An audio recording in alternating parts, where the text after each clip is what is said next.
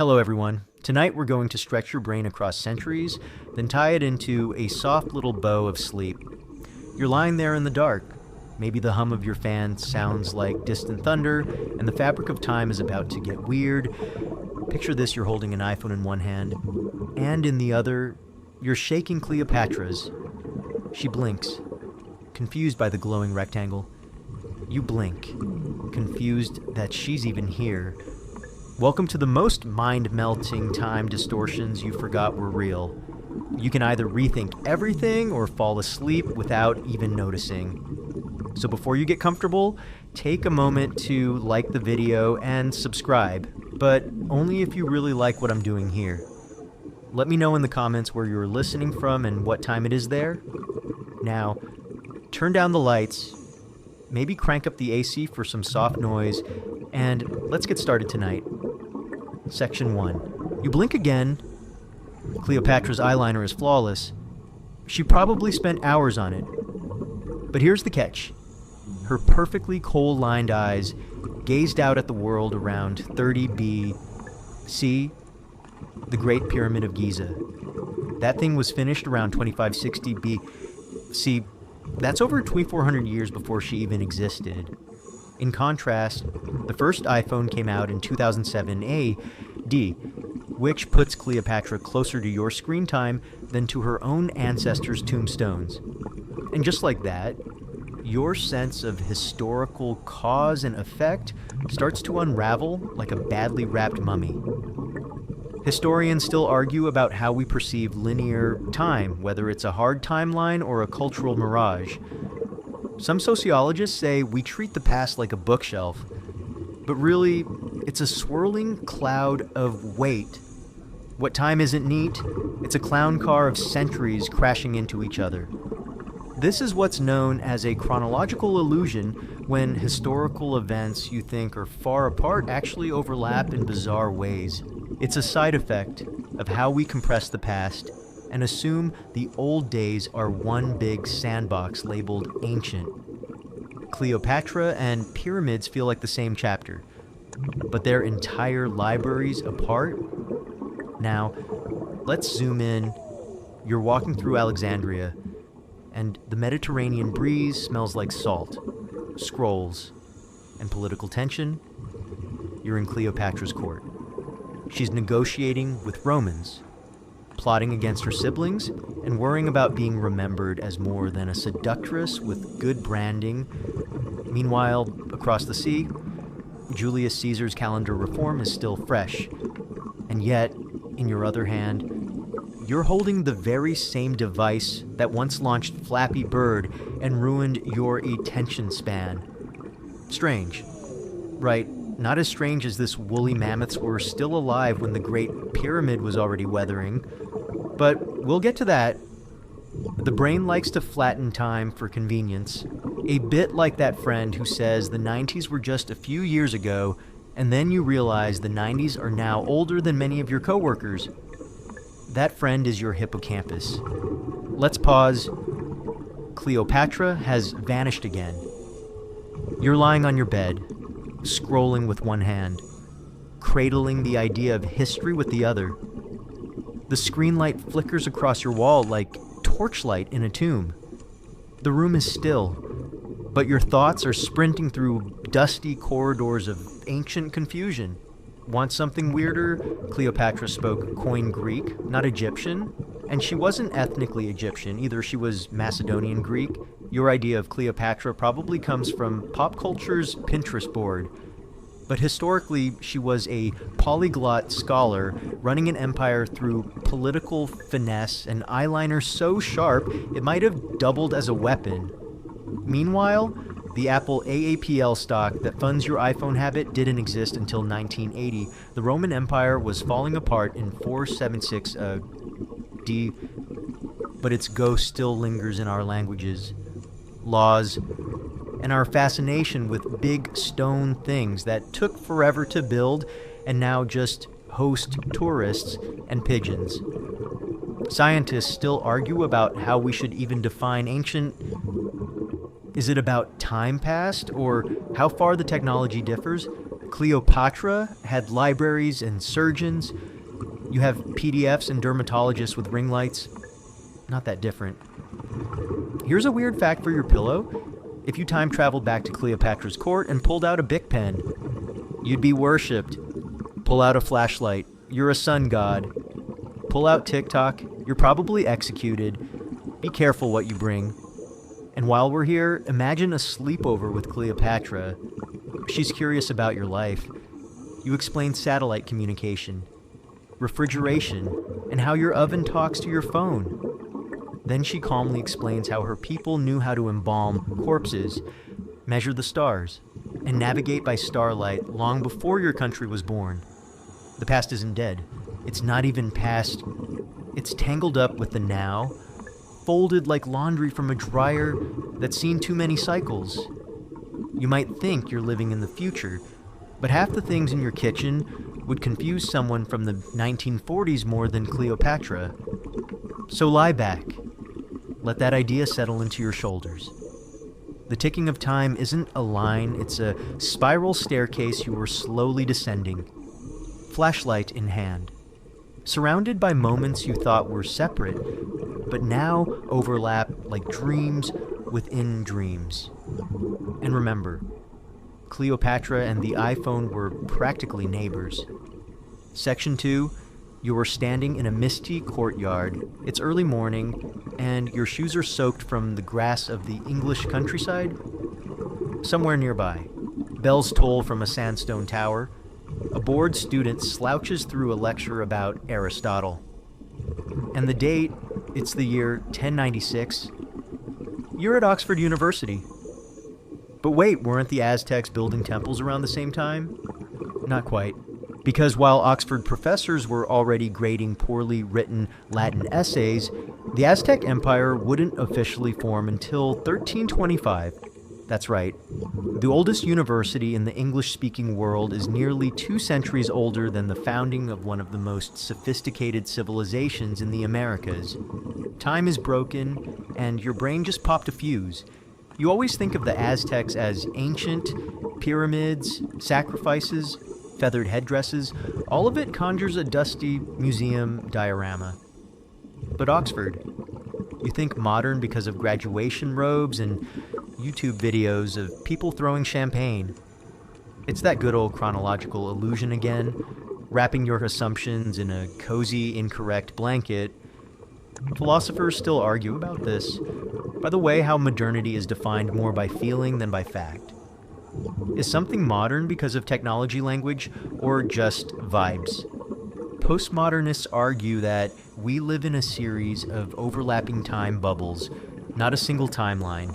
Think of it like an old Windows computer with 12 programs open at once, all lagging and fighting for attention. Back to the fog. You're seated at a wood desk inside a drafty Oxford hall, possibly haunted.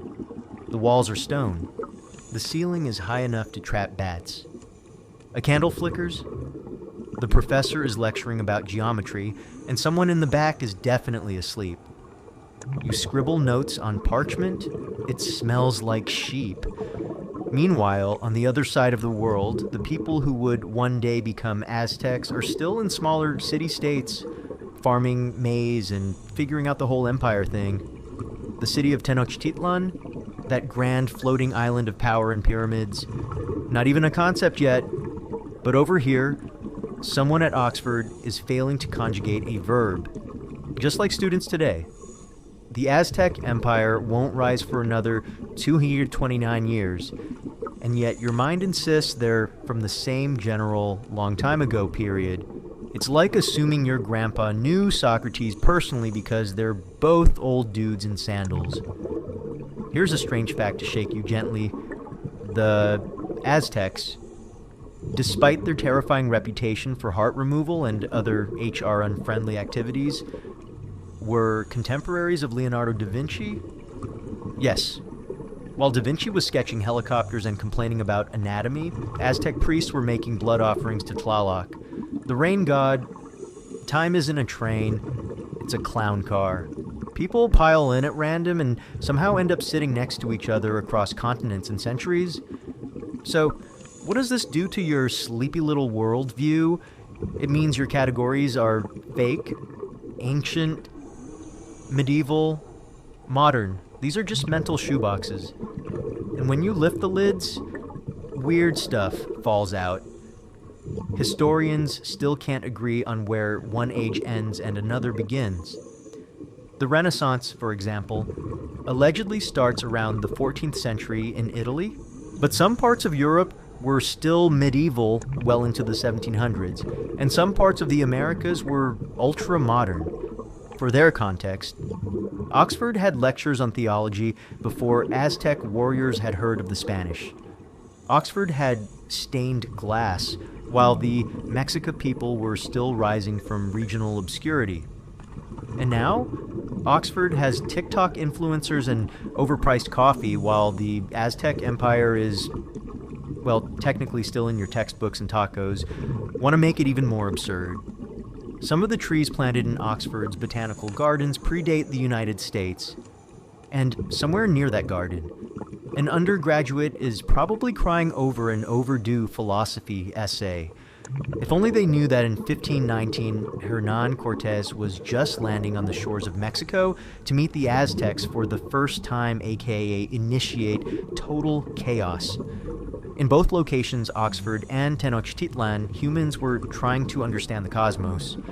One with books, the other with blood and geometry, both with rituals, both with a sense that time was sacred, and everything was part of a divine pattern. So lie back again. Imagine you're drifting across the Atlantic on a feathered canoe made of dreams and stolen hours. You land in a city floating on a lake, all shining obsidian and chance. The year is 1400. You could just as easily be back in England, where people are already debating predestination while wearing fur-trimmed robes. It's all happening at once. Because here's the thing.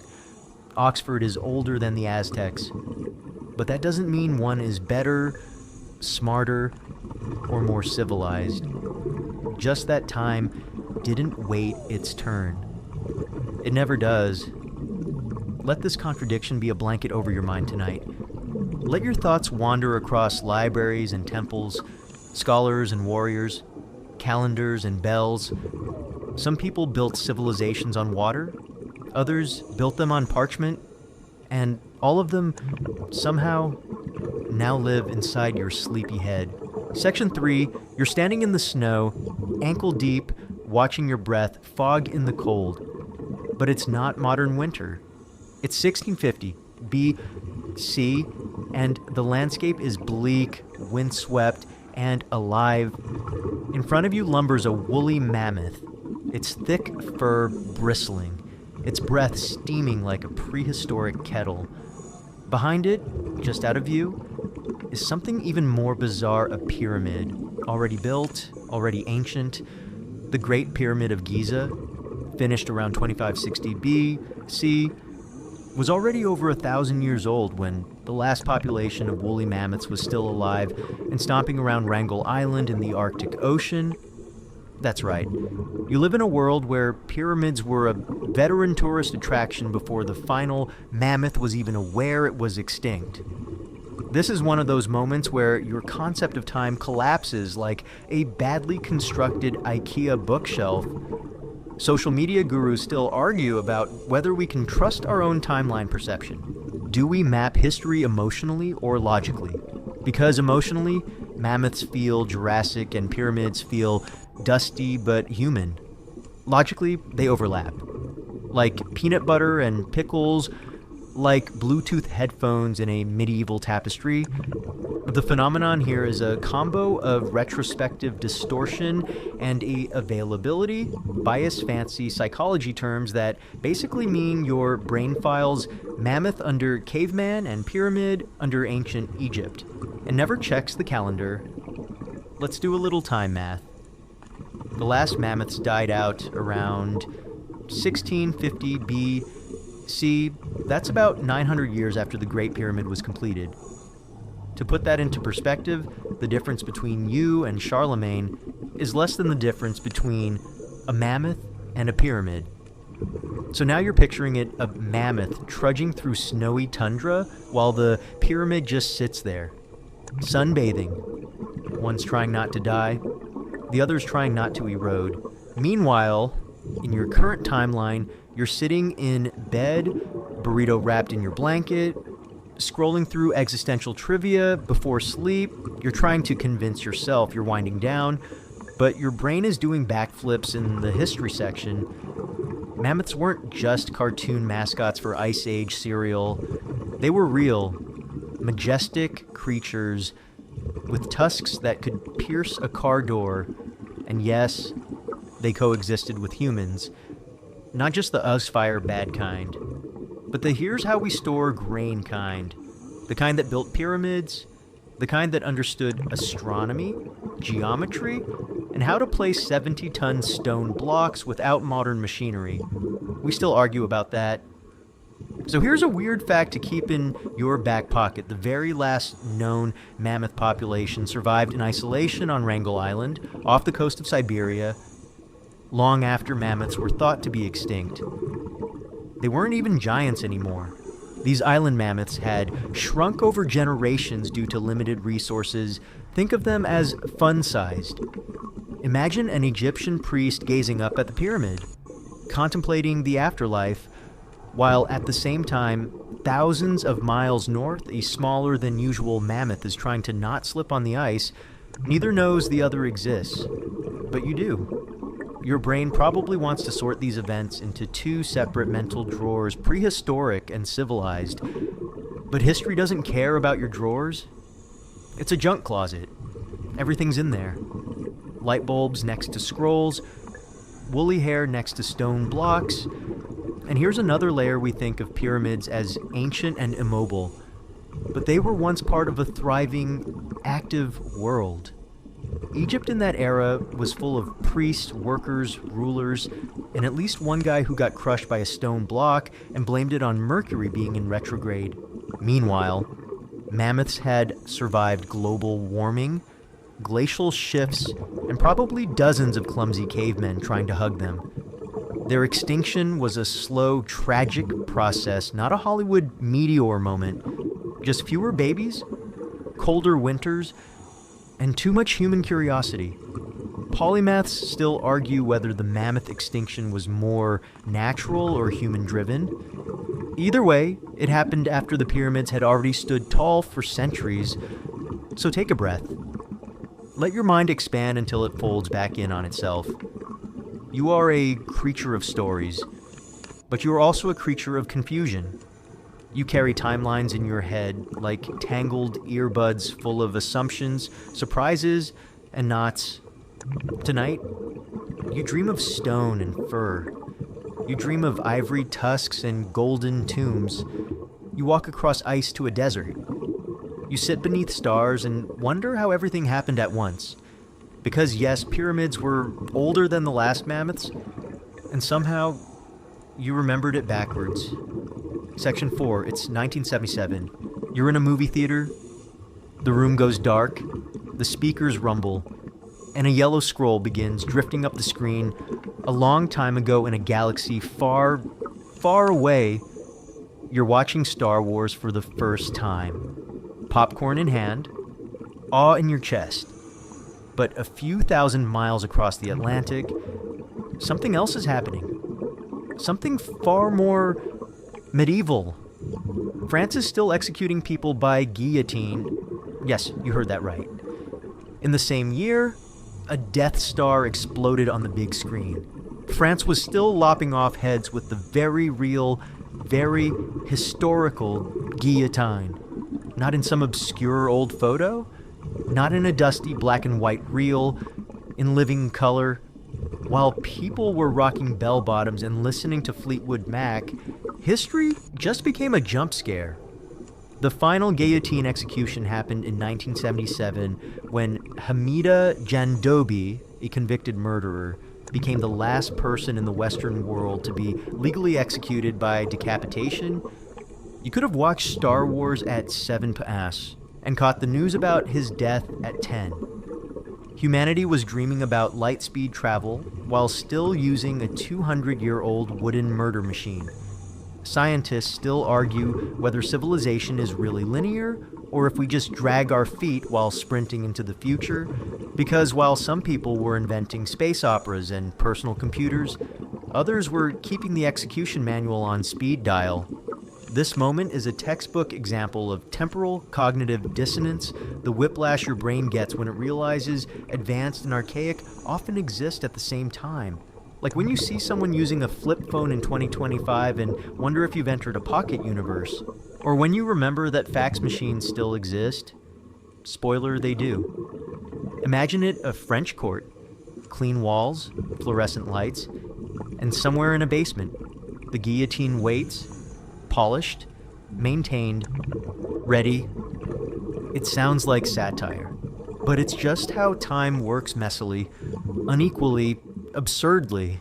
While Star Wars fans debated lightsabers, a man was led to a device invented during the French Revolution, originally praised as a humane alternative to axes and swords. Dr. Joseph Ignace Guillotin believed decapitation should be swift, painless, and available for all classes equally. A strange kind of utopianism? Sure, but he meant well. Probably. Let's put it in modern terms. The first Apple II computer came out to the same year as the final guillotine execution. You could write a basic program, then read about a headless execution in the newspaper. It was the era of disco, Atari, and the Cold War, and also, apparently, 18th century capital punishment. And here's the wildest part, the guillotine was still France's official method of execution until 1981, when the death penalty was abolished entirely. So for 4 more years, the symbol of revolutionary terror was still technically part of the French legal system. You could have gone to Disneyland in California, flown to Paris, committed a very bad crime, and well, let's not finish that sentence. Let this weird fact rattle around your head like a marble in a shoebox somewhere, in a room not far from where disco danced its last breath. A blade descended. Fast, sharp, official, legal. And all while kids were pretending to be Jedi in their backyard. Philosophers still argue about moral progress, whether humanity actually improves over time or just swaps one flavor of horror for another. The guillotine is a perfect example. At its inception, it was considered an upgrade. In 1977, it was considered an embarrassment, but it still got used. Back to your bed. You're lying down now, blanket pulled over your shoulder, the room dim and safe, but your brain just did a front flip through time. You're trying to process how a symbol of terror from 1792 lasted into the era of arcade games and microwave ovens. You're realizing that history is not clean. It's a messy roommate with hoarding issues. Let's do a little time overlay. In 1977, NASA launched Voyager 1, a spacecraft carrying golden records of Earth's sounds and languages, just in case it encountered aliens. Those same aliens, had they intercepted French news, might have assumed we were still using swords and scrolls. One signal says, "We seek peace." The other says, "Off with his head." Imagine a mashup Luke Skywalker gets sentenced in France, and instead of facing Darth Vader, he's led to a guillotine. Meanwhile, Hamida Jandobi's execution is announced on TV right before a commercial for Tang and roller skates. The past and future collided in real time, and most people didn't even notice. So now you know Star Wars and the guillotine were roommates? If only briefly. Let that strange little truth lull you. Let it blur the edges of your mental timeline. You live in a world where a galaxy far, far away shared a calendar year with a blade brought out of retirement. And somewhere in that paradox, you drift a little closer to sleep. Section 5. You're sitting on the tatami floor of a quiet Kyoto parlor. Outside, a horse-drawn cart clatters down the cobblestone. It's the year 89, and someone hands you a deck of handcrafted playing cards painted with delicate flowers, each more beautiful than the last. The company that made them, Nintendo, that's right. Long before Mario, before Donkey Kong, before the Game Boy ruined your battery budget, Nintendo was already a thing. It was founded in 1889, back when Japan was still transitioning from the samurai era into modern industrialization. Electricity was still a rumor in some places, and Nintendo was there selling cards, not cartridges. Your brain may now attempt to eject itself from your skull. The Nintendo that you associate with mushrooms, princesses, and screaming at blue shells on Rainbow Road is older than the vacuum cleaner, the airplane, and the invention of sliced bread. You thought it was a modern tech giant. It's actually a quiet little centenarian, politely pretending it hasn't been around for over 130 years. Historians still argue about what counts as the beginning of a company or brand. Some say it's the founding date, others argue it's when the product you know became famous. Nintendo's global presence didn't begin until the 1980s, but its first logo, pre-automobile, pre-aerodynamics, pre-anyone saying Wi-Fi without getting burned as a witch. And what Nintendo made back then was called Hanafuda cards, flower cards used in gambling and traditional games. Elegant, minimalistic, and completely screen-free. Imagine walking into a smoky Kyoto back room and finding a bunch of sharp-dressed men slapping down cards like they're in an anime showdown. No 8-bit music, no jumping plumbers, just the tension of paper on paper. The company's full name was Nintendo Kopai, which roughly translates to leave luck to heaven, which is either a beautiful business motto or a cry for help from someone about to make a business move with dice. You stretch under your blanket now, startled by the idea that Nintendo was already humming along when the Eiffel Tower was being built. In fact, Van Gogh was still alive when Nintendo was incorporated. The guy who painted Starry Nights and ate yellow paint probably never imagined his swirly skies would one day compete with a guy named Wario for screen time. Let's do a brief tour. In 1889, Nintendo was a family business. Handmade goods, local distribution, no electronics in sight. By the 1950s, the company tried branching into instant rice. It flopped. Then they tried love hotels. Yep. Then vacuum cleaners. Swing and a miss. It wasn't until the 1970s that they found their golden warp pipe video games. Meanwhile, your perception of history keeps glitching. Because when you think Nintendo, your brain probably files it under modern tech. But it has survived world wars, cultural revolutions, and a couple dozen bad console accessory ideas looking at you. Wii U gamepad. Psychologists call this a temporal association bias. We tend to associate companies and concepts with the era we encountered them. You met Nintendo through a glowing screen, but a man in 1910 met it through folded cards and whispers in a wooden room. Same brand, different universe. Let's pause here for a weird, sleepy fact. The famous Nintendo Game Boy came out in 1989, exactly 100 years after the company was founded.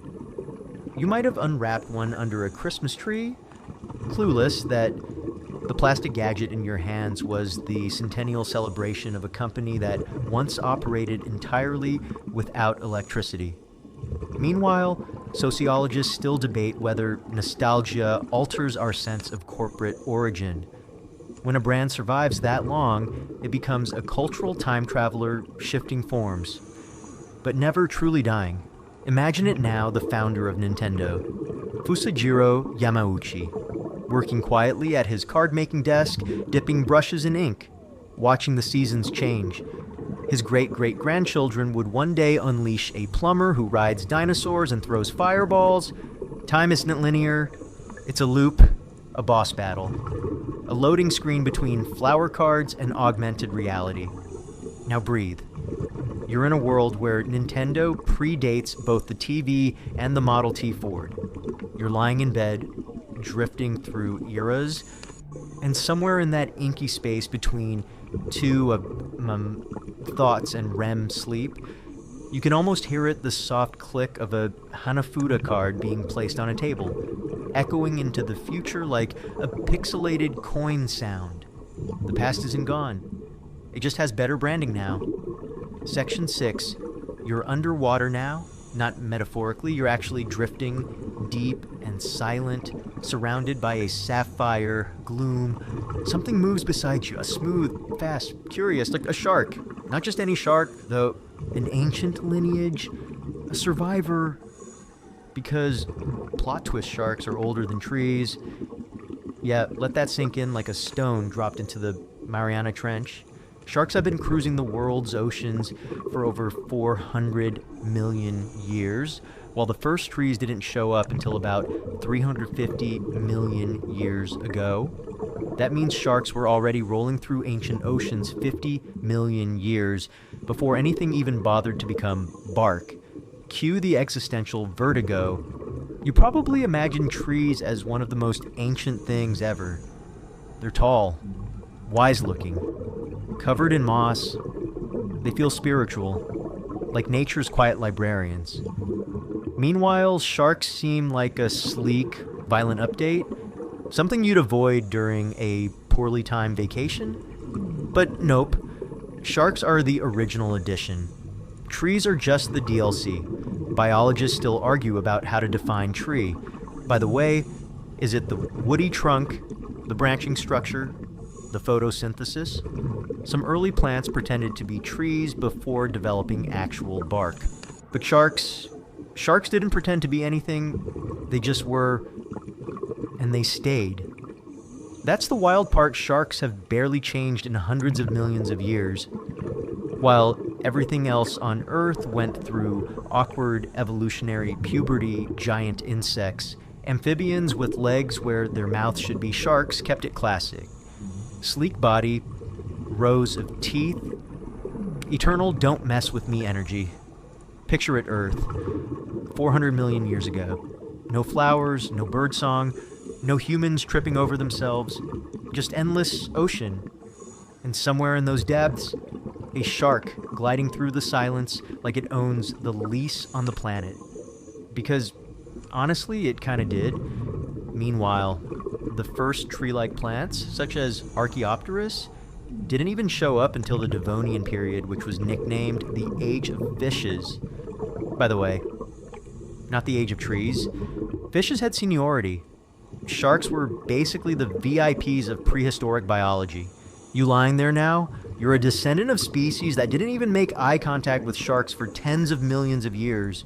You come from a long line of forest-dwelling primates. But in terms of cosmic bragging rights, sharks have your entire lineage beat by an entire geological period. Here's a weird fact for your pillow. The first shark-like creatures evolved before dinosaurs, birds, mammals, flowers, and even insects. Basically, they're biological time travelers. They swam through every extinction event Earth has seen, and spoiler, there have been 5 mass extinctions. And sharks shrugged through all of them like they were just bad Mondays. Philosophers and evolutionary theorists still argue about whether evolution favors complexity or efficiency. Sharks make a compelling argument for the latter. They figured out a perfect murder fish blueprint early on and just stuck with it. The only updates were subtle, slight redesigns and fins. Some added glow-in-the-dark features, but the overall vibe, timeless. Meanwhile, trees were playing catch-up. They had to evolve bark, roots, vascular systems, basically invent plumbing from scratch. Sharks. They were already patenting rows of teeth like a dental horror movie on repeat. Let's layer some absurdity onto this. Imagine a megalodon, one of the largest sharks that ever lived, swimming peacefully beneath an earth with no forests. Just algae, mosses, maybe some fungi throwing a party. No rustling leaves, no autumn, just ocean, rocks, and time. And you You grew up watching sharks on the Discovery Channel, assuming they were the scary newcomers in the animal kingdom. But they're the ancient royalty. And trees are just the interns who arrived late and asked where the bathroom was. Your brain's probably struggling again. That's okay. This is evolutionary whiplash. Like realizing your house cat is more closely related to a saber-toothed tiger than you are to almost anything with fins. As you drift towards sleep, picture this alone shark beneath a moonless sky, still moving. It has seen continents shift, ice ages come and go. Species rise and fall like reality TV shows, and it doesn't care. It just swims, hunts, survives, always has, possibly always will. The tree outside your window, it's a newcomer. The bush your dog peed on this morning. Rookie, but the shark is a fossil with Wi-Fi. A relic with instincts honed sharper than its teeth. So if you're ever feeling irrelevant, remember this. Even the trees are playing catch-up. And somewhere in your sleepy mind, deep beneath the waves of thought, a fin glides by. Quiet, old, unbothered. The ocean hums. The stars blur. And everything slows down. Section 7, you're walking across a quiet college campus. The trees sway, your shoes scuff against the path. You pass a group of students, hunched over textbooks, groaning softly into their overpriced coffees. You glance up at the sign, Harvard University. And here's the wild thing. Harvard was founded before calculus even existed. Let that crash into your forehead like a dropped chalkboard. The United States' oldest university, founded in 1636, was handing out degrees before anyone had even formalized the idea of derivatives or integrals. That's right, people were majoring in philosophy and theology before math figured out how to describe motion or change. You're not just tired, now you're temporally confused. Because when you think of calculus, you probably picture tortured high school students scribbling across whiteboards or ancient mathematicians with intimidating hair. But the guy who really gave us the math, magic, Isaac Newton, wasn't even born until 1642, so there were Harvard students, real ones, in itchy wool, quill in hand, graduating before calculus had been invented. They had no idea what a function was, but they could tell you all about original sin, a degree, yes, derivatives, nope. This is the educational equivalent of opening a tech startup before electricity. Mathematicians still argue very loudly and in many footnotes about who invented calculus. Newton in England or Leibniz in Germany both developed it around the same time in the late 1600s, and, of course, both accuse the other of copying academic drama, but with powdered wigs. Meanwhile, Harvard students in the 1600s were mostly studying classical languages, scripture, and moral philosophy. Imagine pulling an all-nighter for a Hebrew translation exam while the very concept of mathematical infinity was still under construction. It's a little mind-bending, isn't it? The idea that a university could exist without math as we know it. No equations describing velocity, no graphing curves, no integrals to calculate the area under anything, just theology, Latin, and the occasional musket safety drill. You're lying in bed now, trying to picture an entire university experience without one single math professor uttering the phrase, "show your work." Strange, but true. Here's a weird fact to fuzz up your brain before sleep. Calculus was developed, in part, to explain planetary motion. Newton wanted to know why apples fall and planets don't fly off into the void. The math he created to answer that became the bedrock of physics. But back at Harvard, they were still mostly concerned with whether dancing led to damnation. Spoiler, it did. According to at least one Puritan, think about it, Harvard had buildings, courses, and lectures before anyone had even defined a mathematical limit. The concept of a curve approaching a point without ever reaching it, totally foreign. But coffee shortage is absolutely timeless. Philosophers still argue whether progress in knowledge is exponential or just sporadic, whether we build carefully, one brick at a time, or if history is just a series of weird leaps and retrofits. Harvard being older than calculus is a pretty strong case for time makes no sense, and never has. Imagine sitting in a Harvard lecture hall in 1640. You're sweating through your collar. There's no air conditioning, no calculus, no idea that one day, students will use their phones to cheat on exams that haven't even been invented yet. Outside, a horse pulls a cart full of firewood. Inside, someone's giving a sermon on why sleep is a sin. Now fast forward, it's today. That same campus now offers multivariable calculus to bleary-eyed freshmen who just want to pass and move on with their lives. But the buildings, some are still standing. The trees, possibly older than your grandmother's grandmother. And above them all, the weird truth floats like a forgotten theorem. Harvard existed before calculus. Let that lull you.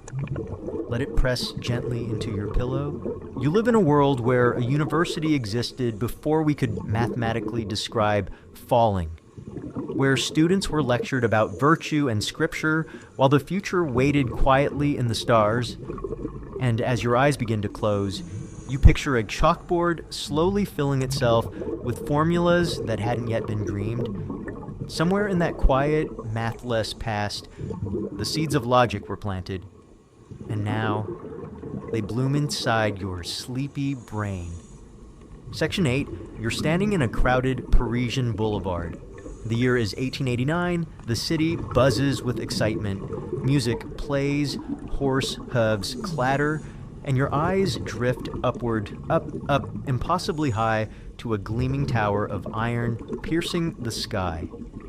The Eiffel Tower, unveiled for the World's Fair, is the tallest thing you've ever seen. Cameras cleaks, champagne is uncorked, it's the future. And in a little yellow house in Arles, a man is dying. Vincent van Gogh, painter of sunflowers and starry skies, would pass away this very same year.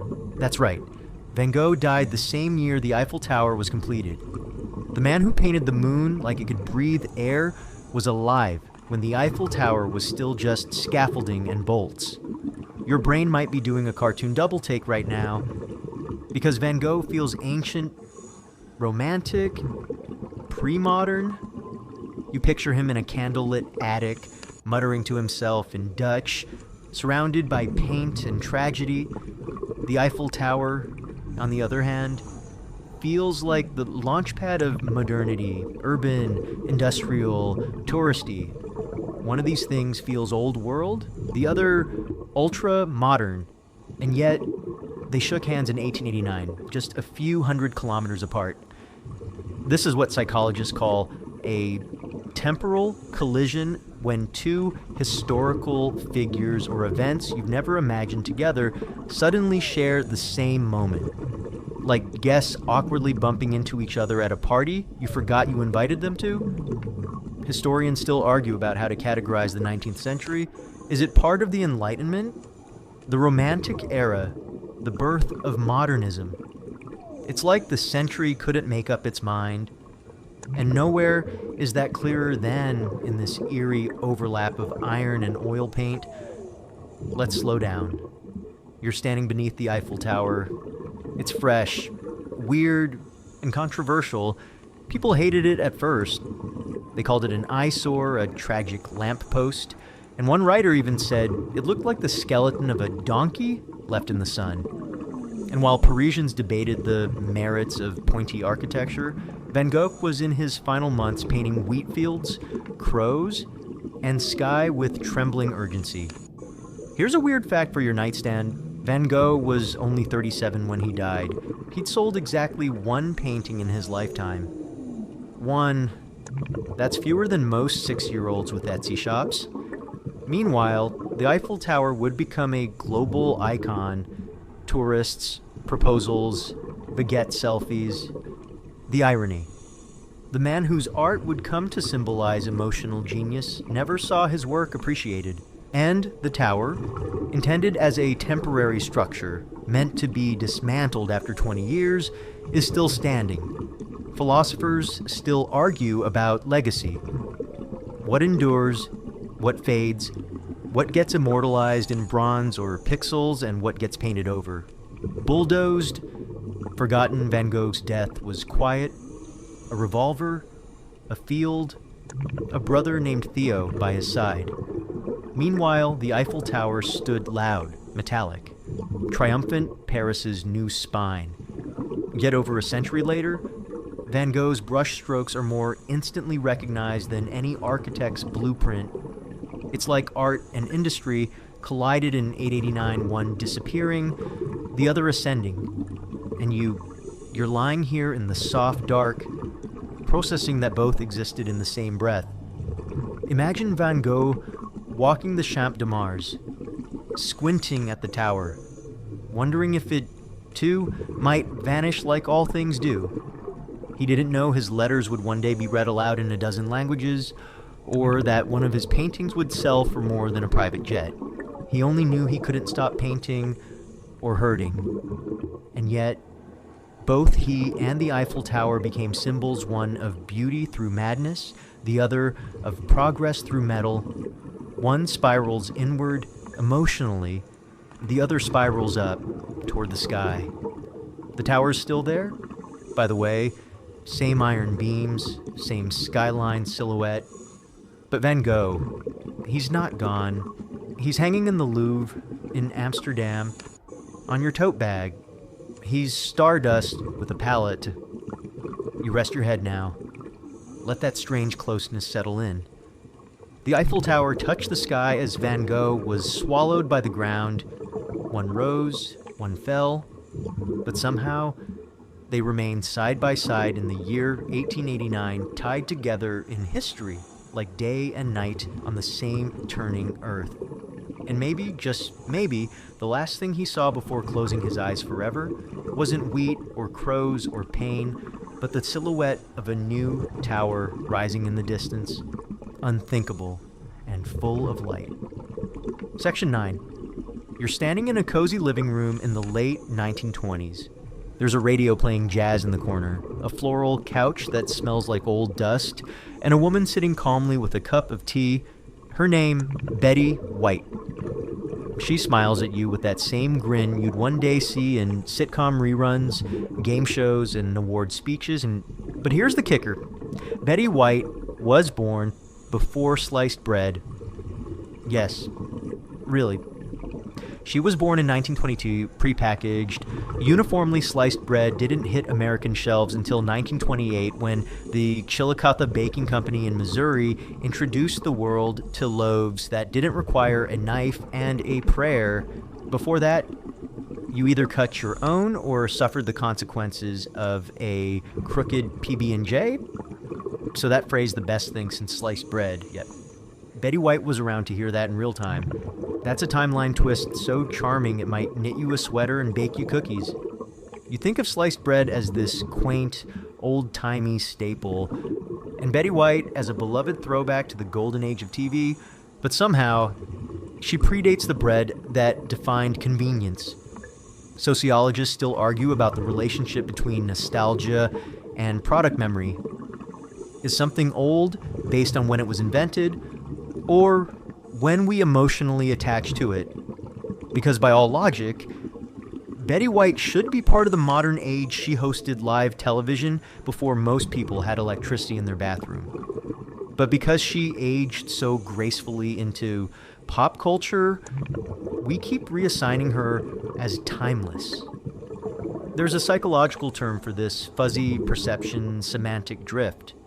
It's when words, or in this case, cultural icons, slide away from their origins and become part of a general vibe. Sliced bread became shorthand for progress. Betty White became shorthand for wholesome immortality. Here's a weird fact to stuff in your blanket folds when sliced bread first hit stores. Sales of toasters skyrocketed.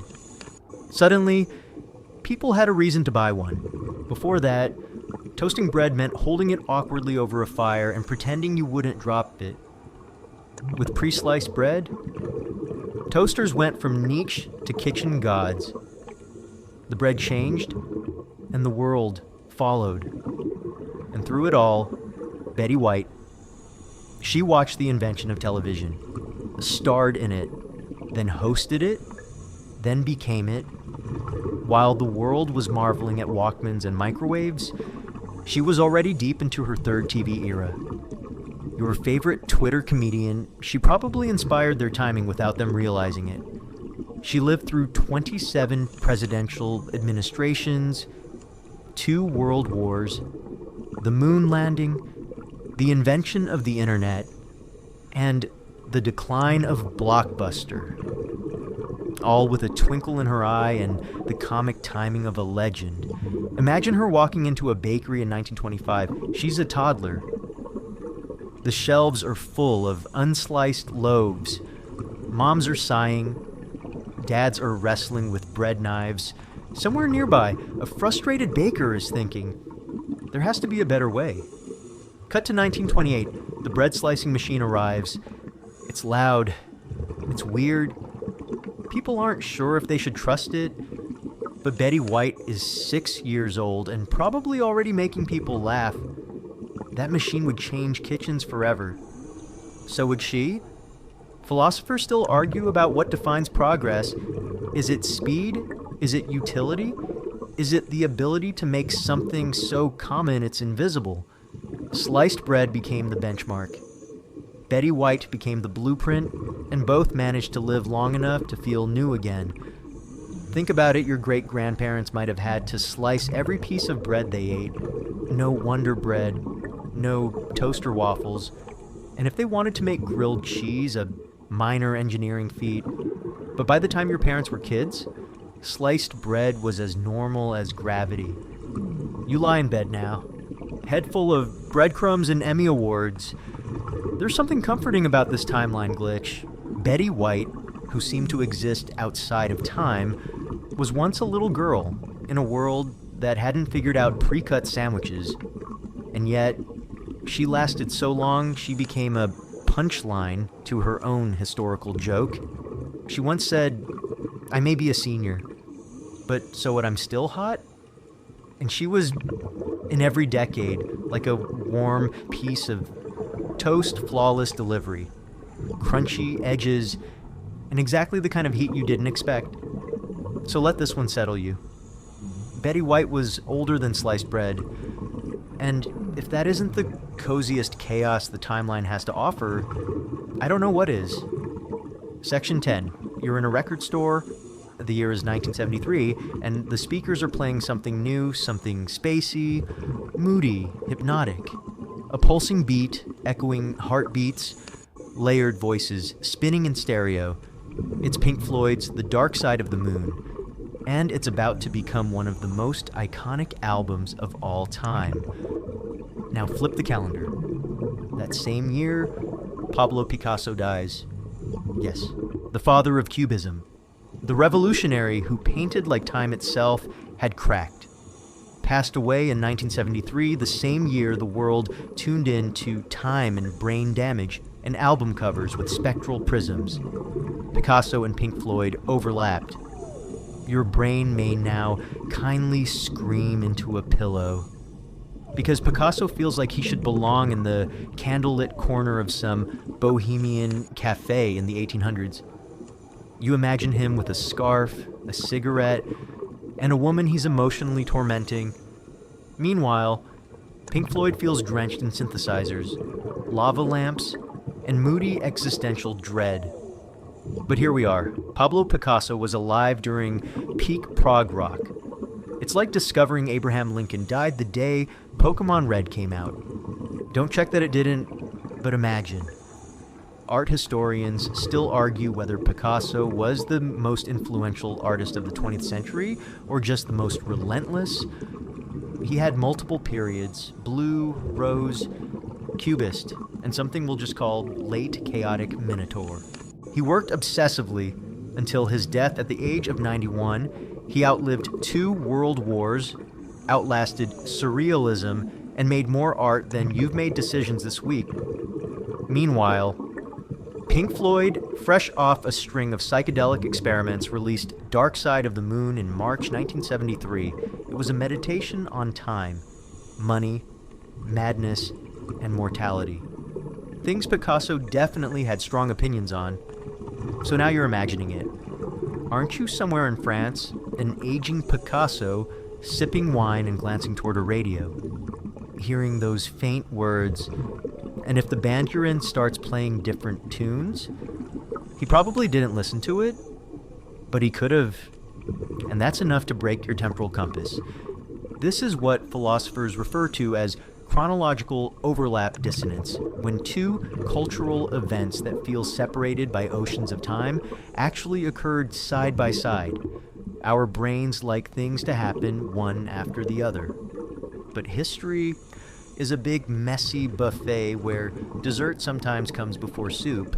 Here's a weird fact to press into your ear like a headphone when Dark Side of the Moon was released.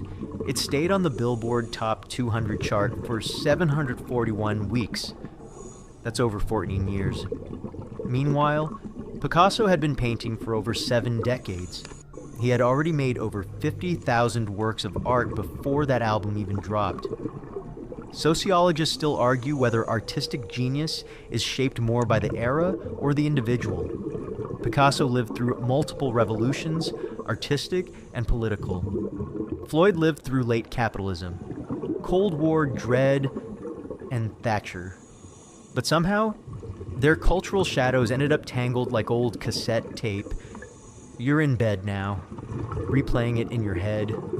Picasso, alive during the moon landing, alive during The Godfather, alive when phones had cords and cars had ashtrays, a relic, but also a witness. And Pink Floyd. They weren't just rock musicians, they were philosophers with guitars.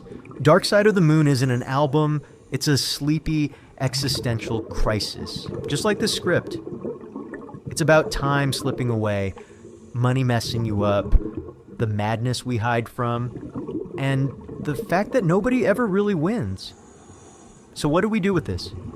You let it swirl in your mind like paint on canvas, like sound waves in a vinyl groove. You realize that art doesn't care about timelines. It doesn't wait its turn. Sometimes it overlaps. Sometimes it collides. Sometimes it whispers while another voice screams. Imagine one last image, a painting by Picasso titled Nude Woman with Necklace. Harsh lines. A body made of shards. A face that doesn't quite face. Now imagine someone puts on headphones, leans against the gallery wall, and presses play on Us and Them. The music echoes, the brush strokes vibrate, and somewhere in that moment, time breaks again. Because yes, Picasso died the same year Dark Side of the Moon was released. 2 worlds met, 2 timelines shared a cup of tea. And you're falling asleep with both of them in your head. Section 11, you're sitting at a desk in the mid-19th century. The lamp flickers softly outside. There are no airplanes yet, no phones, no internet. A letter takes weeks to arrive. But here's the wild twist, you can send a fax. Yes, a fax machine existed before the telephone. Let that short-circuit your mental timeline.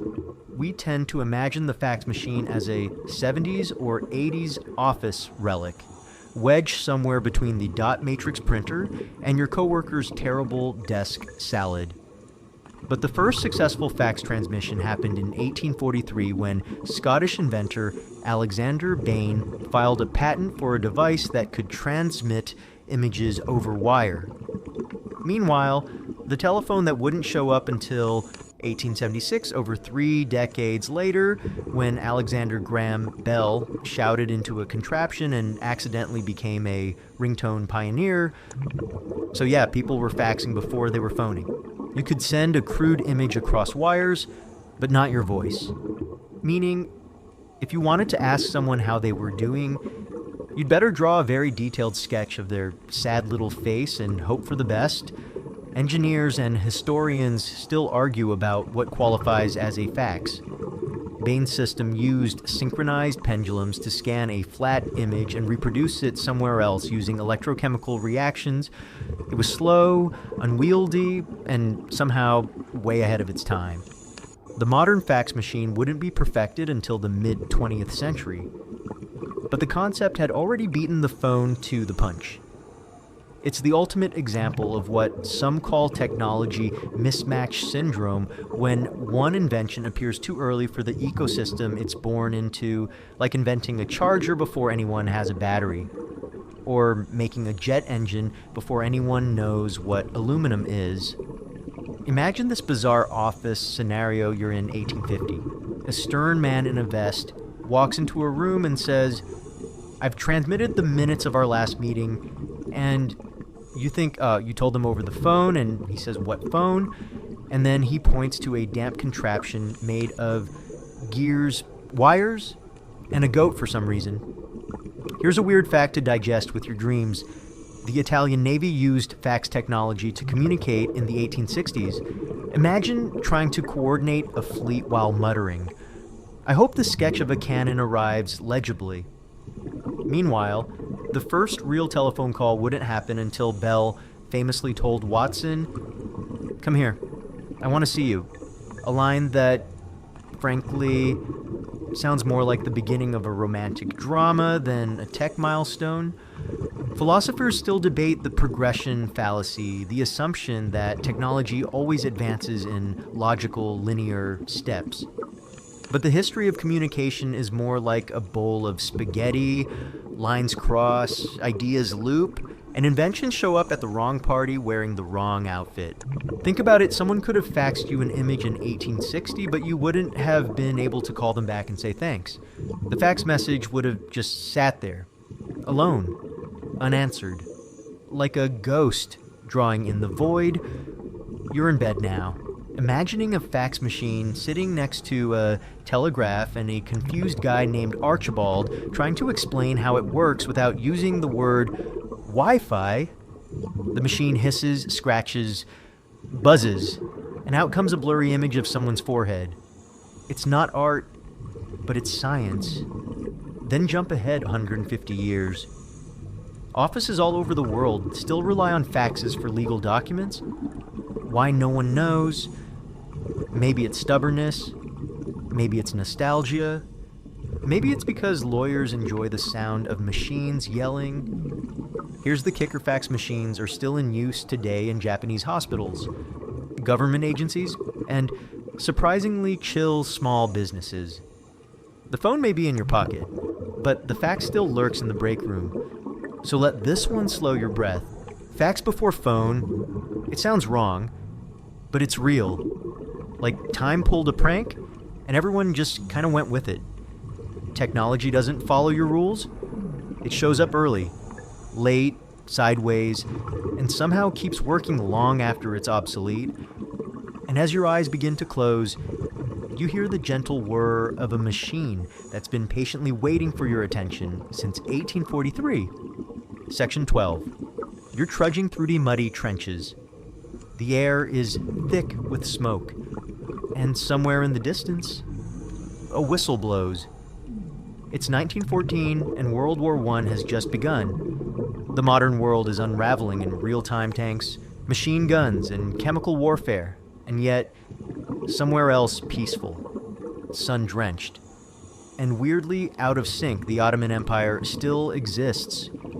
Yes, while the First World War dragged millions into modern mechanized horror, the Ottoman Empire, that legendary relic of medieval conquest and sultans with dramatic facial hair, was still very much a political reality, a sprawling, fragile, but functioning empire. So while soldiers were learning how to put on gas masks, Ottoman officials were still sealing documents with wax and calligraphy. The Ottoman Empire didn't fall until 1922. That's 8 years after the start of World War I. For many, it's hard to believe those timelines even coexisted. But they did. World War I wasn't just the dawn of modern warfare, it was also the slow-motion funeral march of empires. Historians still argue whether the Ottomans were doomed long before the war began. Some call it the sick man of Europe, a term tossed around by diplomats like a particularly snobby diagnosis. Others say the empire might have reformed, modernized, and thrived if the war hadn't shattered its foundation. But one thing's for sure, World War I was the final unraveling thread. The Ottoman Empire had once controlled vast territories modern-day Turkey, parts of the Middle East, North Africa, and even southeastern Europe. It was a patchwork quilt of ethnicities, religions, and intrigue, but by 1914 it was more like a frayed bath towel, still useful, but clearly past its prime. Imagine it in the same world where the telephone, automobiles, and early airplanes existed. There were still sultans, eunuchs, and official court titles like Keeper of the Royal Napkin. That's not a joke. That was a real job. Meanwhile, soldiers from the British Empire were huddled in foxholes, writing letters home by candlelight. And a few thousand miles away, Ottoman leaders were deciding whether to ally with Germany. Spoiler, they did. And it didn't go well. Let's do a weird thought experiment. You're a soldier from New Zealand. You've traveled halfway around the world to fight in the Gallipoli campaign, a brutal and largely doomed attempt to strike a blow against the Ottomans. You're wearing khaki, you're tired, hungry, and 19 years old. Opposite you, an Ottoman soldier, also exhausted, prays in a dugout, writing letters in Ottoman Turkish, a language that would disappear within a generation. These two men were born into different centuries, spiritually, if not literally, but here they are, same mud, same fear, same war. The Gallipoli campaign became one of the defining moments of World War I, and for the Ottoman Empire. It was a moment of pride. Their defense was surprisingly effective.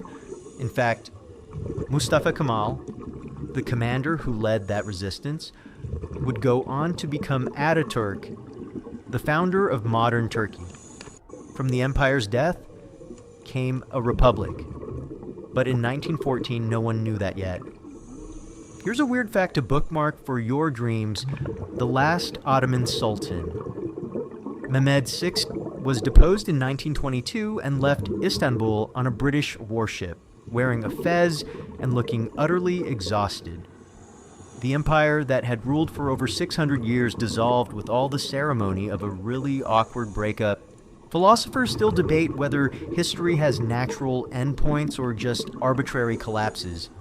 Does an empire fall because of its flaws or because it was nudged, pushed, bulldozed by forces too big to resist? You're in bed now, eyes drifting, and somewhere in your imagination, you're seeing an Ottoman diplomat stepping off a train in Vienna, clutching a leather suitcase and trying to make sense of a world full of engines, jazz, and political instability. Time overlaps again. A crumbling empire and a modern war. Fezzes and machine guns, horses and tanks, soap operas and bayonets. The Ottoman Empire existed while your great-grandparents were alive, maybe while your grandparents were being born. It was real.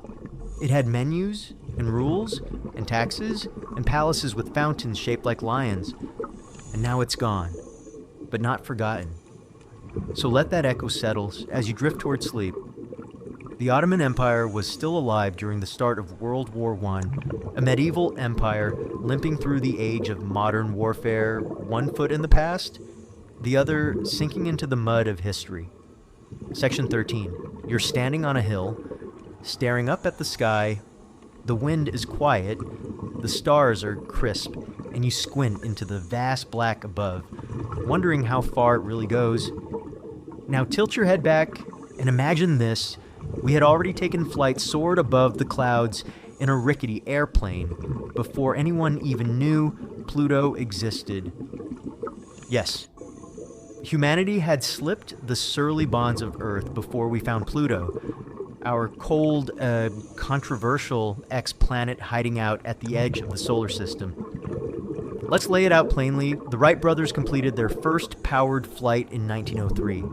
Pluto wasn't discovered until 1930. That's a 27-year gap where people were flying planes, mailing postcards about it, and probably getting airsick, all while no one had spotted Pluto sitting quietly beyond Neptune. Just trying to exist. We flew before we found it. Cue the timeline whiplash. You'd think discovering a planet would come before strapping yourself to a wooden kite with a lawnmower engine and launching off a sand dune. But no flight came first. Because for all our curiosity about the heavens, our telescopes had blind spots. And Pluto, tiny. Far quiet. Like the introvert at the celestial party, just hanging near the punch bowl. Astronomers still argue over whether Pluto should have ever been a planet to begin with. In 2006, it was famously demoted to a dwarf planet, sparking outrage from nostalgic millennials and lonely mnemonic device creators everywhere. Poor my very educated mother just served 9. Nothing. But back in 1930, when Clyde Tombaugh spotted Pluto from an observatory in Arizona, it was a triumph. A new world. Another step into the great unknown. And yet, we'd already been flying. Psychologists have a term for the discomfort you feel when cause and effect don't line up the way you expect temporal incongruity. It's that feeling when you learn Beethoven and Napoleon were pen pals, or that the guillotine lasted into the disco era. Your brain rebels. The timeline tilts. Let's take a short dream flight through time. You're sitting in a wooden airplane in 1904. Your goggles fog up. The engine sputters. You have 0 parachutes, and you lift into the air, barely, a few seconds, a few feet, and it's a miracle. You've broken a boundary billions of years in the making. Below you, people wave. Above you, the stars pretend not to care. Now jump to 1930. A young astronomer is hunched over photographic plates, comparing them night by night. The tiniest flicker of motion. A dot in the dark. He's found something new, not a planet like Jupiter or Saturn, with their bloated beauty and easy-to-spot egos, but a lonely speck on the edge of it all. He names it Pluto, after the Roman god of the underworld, because of course he does. It's small, mysterious, cold, and still airplanes are now flying coast to coast. Charles Lindbergh has already crossed the Atlantic. Commercial flights exist. By the time Pluto gets a name, humans have already built the sky into a business model. It's like discovering a neighbor's apartment after you've already renovated the whole building. Here's a weird fact to tuck under your blanket. Pluto takes 248 years to complete one orbit around the sun. That means from the day it was discovered in 1930, it still hasn't finished a full trip. It won't complete one full Pluto year until 2178.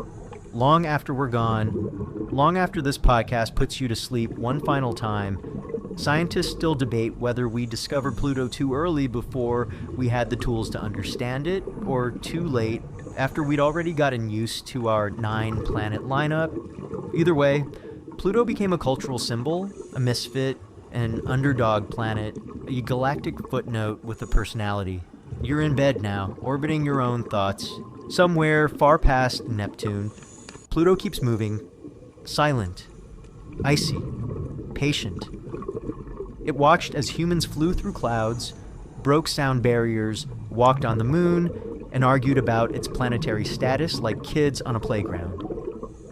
Imagine this, an alien species tuning into Earth's historical timeline and learning we discovered air travel before we finished cataloging our own solar system. They'd probably blink slowly and back away, but that's how we work. Curiosity isn't linear. We leap, we skip, we discover things out of order like a distracted child doing a puzzle upside down. So close your eyes. Let that idea swirl like a distant orbit. We flew before we found Pluto. Our wings were faster than our telescopes. Our ambition outpaced our eyesight, and that's kind of beautiful. In your dreams tonight, maybe you'll fly past Pluto. Maybe you'll land on its frozen surface, carve your name in the ice, and whisper, "Sorry, we were late." Section 14, you're in a quiet computer lab, somewhere in the 1940s. The room is filled with whirring machines, thick wires, and the kind of beige lighting that feels allergic to joy. Technicians in lab coats hover around blinking panels. One machine grinds to a halt. Something's wrong. A woman leans over, opens a panel, and finds the problem. It's a moth, not metaphorical, not poetic, a literal, dusty, crispy moth stuck in a relay. This, my friend, is the origin of the term computer bug. Let that pixelate your brain for a moment. Today, when you hear bug, you think of your app crashing mid-order or video game glitch that makes everyone walk backward. But in 1947, the first documented computer bug was an actual insect squished inside the hardware of the Harvard Mark II electromechanical computer. The engineers, including computing pioneer Grace Hopper, carefully taped the poor creature into their logbook with the deadpan note, "First actual case of bug being found," a phrase that became tech legend. Tech historians still argue about whether this incident truly coined the term bug, since the word had been used informally in engineering circles before. Thomas Edison even complained about bugs in his machines back in the 1800s, but Hopper's team gave it a face, wings even, and the story stuck just like the moth. This is one of those perfect timeline moments, absurd and beautiful, when high technology meets basic biology and loses. You probably imagine early computers as graceful ideas forming in brilliant minds, but no, they were noisy, fussy, room-sized monsters that could be taken down by a single fluttering idiot with wings. Picture it now, you're typing away on a 1940s keyboard the size of a dining table. Every key makes a sound like a typewriter in a wind tunnel. The room is too hot. Someone smells like pipe smoke, and suddenly, the output stops printing. Is it sabotage, a miscalculation? Nope. It's a bug. Literally. A dusty little kamikaze pilot trying to nap on a vacuum tube. Here's a weird fact, the Harvard Mark II wasn't even a computer. By our standards, it was a relay-based calculator. Clunky and slow, but cutting edge at the time. It took up entire rooms. It could only perform a few thousand operations per second, and yet, this behemoth had the same Achilles heel as your porch light. Psychologists call this a cognitive reset moment when the details of something grand are interrupted by something hilariously mundane. It's the moment you realize that the space shuttle has cup holders, or that your expensive smart fridge still can't open itself. Our greatest technologies are never above being sabotaged by reality. Philosophers still argue whether glitches are part of innovation or evidence that perfection is always an illusion. Every machine breaks, every system fails, and sometimes your $1,000,000 computing system dies because a bug thought it looked cozy. You're lying down now, your screen dimming, your thoughts slowing. But there's something charming about the fact that the roots of our digital world involve a moth doing its best to be part of history and succeeding. Imagine Grace Hopper, decades before anyone said Wi-Fi or Silicon Valley, carefully peeling a moth out of a panel, probably muttering something sarcastic under her breath, then taping it into a notebook, preserved, immortalized, probably still there in a Smithsonian archive somewhere. The world's first and maybe only famous bug. Let this one stick with you, gentle and fluttering. The first computer bug was a literal moth. That's how delicate it all is. The entire digital universe you rely on can trace its origins back to something that once flew toward the wrong light at the wrong time. So the next time your phone crashes, your file disappears, or your game freezes, don't scream, just whisper, "Hello, little moth," and maybe it'll hear you. Section 15. You're standing on the moon. The surface is silent, powdered in gray dust. Your boots leave prints that will last for millennia. Above you, Earth hangs like a glowing marble, vivid, swirling, impossibly alive. It's 1969, and humanity has just pulled off the greatest leap in technological history. Now zoom out, way out. Because the Byzantine Empire, the eastern half of the Roman legacy, fell only 516 years earlier. In 1453, that's right. The moon landing is closer to us in time than the fall of Constantinople. Let that slice your sense of history into moon-shaped fragments. We're not talking about ancient Egypt or cavemen or even medieval castles. We're talking about the final breath of an empire that had roads, aqueducts, universities, and emperors who wore shoes more expensive than your car. That empire collapsed only 5 centuries before Neil Armstrong said anything about small steps or giant leaps. Historians still argue about how modern the Byzantines really were. Some frame them as holdouts of antiquity, clutching Latin manuscripts and vague Roman tax codes. Others point out that Constantinople was an urban marvel, multi-ethnic, multilingual, full of bureaucratic chaos and brilliant mosaics. But no matter how you define them, they were still here not that long ago. The difference between now and the moon landing just over 50 years, the difference between the moon landing and the fall of Constantinople, 10 times that? And yet the Byzantines still feel impossibly distant, like a myth tucked into the margins of a history textbook. That's the paradox. Not the further back something is, the flatter it feels. The Byzantines ruled for over 1,000 years. America hasn't even reached 250. Yet you probably know more about what happened on July 20th, 1969 than you do about what happened on May 29th, 1453, when Mehmed the Conqueror and his Ottoman troops stormed Constantinople's walls, bringing an entire civilization to an end. Meanwhile, in your own timeline, there are moon rocks sitting in glass cases right now that are closer to you in time than medieval knights were to Neil Armstrong. Somewhere in a museum, a child stares through the glass and thinks, "That looks like a rock." And it does. Until you remember it came from space. Here's a weird fact to write in your dream journal. The fall of Constantinople marked the symbolic end of the Middle Ages. The Renaissance was already stirring. Gutenberg was working on his printing press. Leonardo da Vinci was still a few decades away. But the world was about to change forever. Not just with ink and paint, but with machines, maps, and eventually rockets. Imagine a time traveler trying to explain to a Byzantine noble that one day humans would leave Earth entirely.